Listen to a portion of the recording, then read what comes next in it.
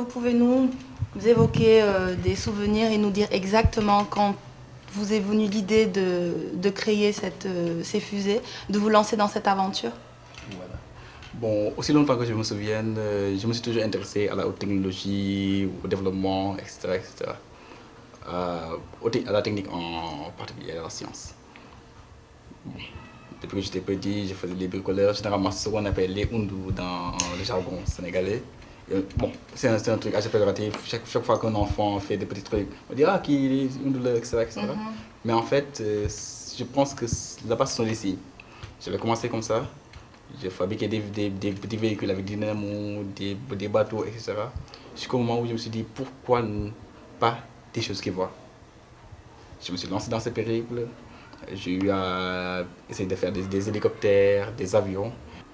Et un jour, j'ai tiqué sur un appareil qui n'était pas commun, qui semblait très difficile à concevoir. Et je me suis lancé ce challenge pour dire pourquoi ne pas en fabriquer. Il s'agissait de quoi? Des fusées? Des fusées, en fait. L'aventure est osée, l'heure est grave. L'idée de fusée allait prendre des allures de rêve en transformation, même si parfois le rêve est confondu avec de l'utopie. Nous avons refait le cycle base de réflexion jusqu'au Prytanée militaire de Saint-Louis. De Dakar à Saint-Louis, nous avons aujourd'hui parcouru 280 km pour retracer le parcours de Serigne Maktarba, un parcours qui a commencé à Saint-Louis, plus précisément au Prytanée militaire. Nous allons donc nous rendre sur les lieux de ces premiers balbutiements scientifiques. Nous allons rencontrer ses professeurs, certains de ses camarades, ceux qui l'ont côtoyé et qui étaient là au tout début de ses expériences.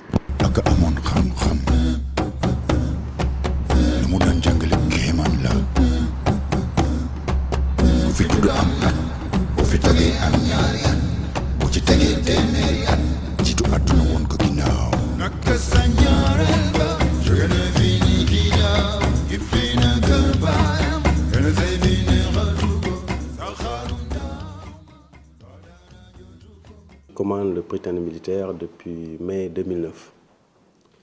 Je suis issu de l'Académie royale militaire de Meknès. Bien sûr, je suis ancien enfant de troupe de la promotion 74.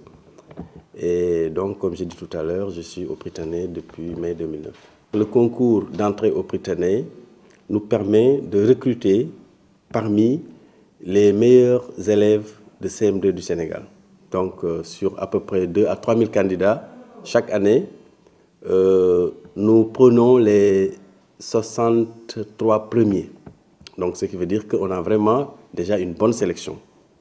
C'est un critère très important. Ce qui fait aussi que en fait, le culte de l'excellence est maintenu à l'école, c'est peut-être l'encadrement. Parce que les élèves d'abord sont à l'interne, ils sont encadrés par des militaires. Ça fait aussi un atout pour que des élèves puissent maintenir l'excellence. On a très souvent des enfants de troupe qui sont vraiment des cracks. École d'excellence et de critères d'entrée très sélectifs, le Prytanée militaire pouvait bien alors recevoir des cracks.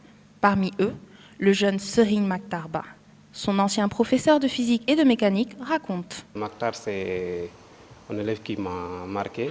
Je l'ai eu en seconde, première et terminale. Mais bien avant qu'il n'arrive en seconde, j'ai entendu parler de lui, d'un élève particulièrement brillant qui s'intéressait aux sciences. Parce qu'ici au Prytanée, on enseigne les scientifiques à partir du second cycle.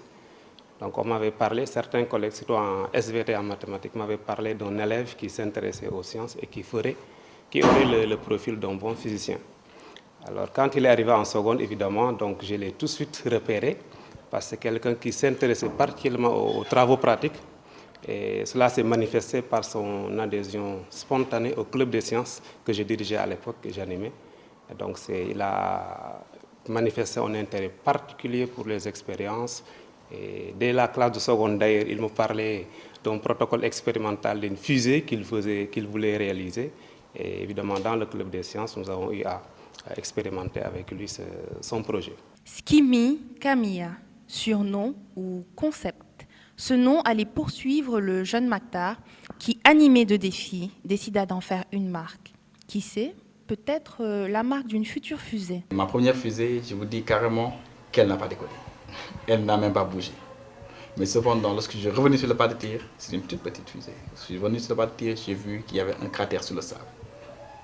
Et je me suis dit, peut-être que c'est la fusée qui est lourde, où la puissance n'est pas... Il n'y a pas assez de puissance pour qu'elle puisse décoller.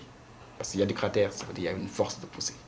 Je me rappelle à l'époque, ses camarades le taquinaient en parlant de sa fusée. Même dans le journal, La Voix de l'enfant de troupe, il lui a donné un nom qui nous est resté tous, Kimia.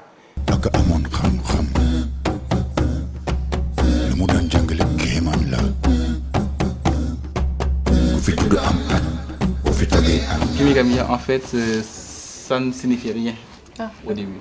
Mais c'était mon surnom au Prytanée militaire. Skimi Kamia. Et pourquoi? C'était arbitraire. C'était rien au début et mon défi c'était d'en faire quelque chose. Et donc il a expérimenté une fusée évidemment dont la portée à l'époque n'était pas très longue parce que ça faisait juste quelques mètres. Et puis j'ai tout de suite su que ce gosse-là, il va nous valoir des satisfactions à l'avenir.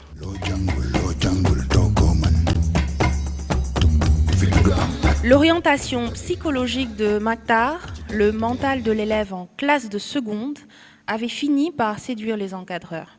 Ses camarades de classe continuent à penser que Skimi Kamia vit dans un autre monde. Il s'investit dans la physique. Sa vision était claire dans sa tête. J'avoue qu'en seconde déjà, ça me surprenait de la part d'un élève de son âge d'avoir des ambitions aussi fortes. Et je me rappelle au premier cours de physique, parce qu'il y a deux parties en seconde, on pouvait commencer soit par la mécanique, les mouvements, ou par l'électricité. Donc, mais quand je leur ai exposé mon projet de commencer par l'électricité, il s'est porté volontaire pour me proposer de commencer par la physique, et ça m'a surpris. Alors, à la fin du cours, je lui ai demandé pourquoi il m'a effectivement parlé de son projet. De profil discret, calme et réservé, l'élève participe rarement au débat de classe, sauf s'il s'agit d'une équation à résoudre. Là, il intervient en vrai crack. Il levait rarement le doigt, mais à chaque fois qu'il lève le doigt, c'est pour régler un problème. Je me rappelle, je le taquinais en première en disant « Mais Mactar, tu n'as encore rien dit. Hein? » À chaque fois, il sourit, mais quand il lève le doigt pour répondre à une question, c'était pour donner vraiment la réponse correcte, quand tout le monde était bloqué. Je faisais exprès de le faire intervenir en dernier lieu pour qu'il donne la solution qu'on attendait de lui, évidemment. L'histoire est belle, mais il fallait maintenant passer aux choses sérieuses. Transformer le rêve en réalité, en d'autres termes, réaliser la fusée.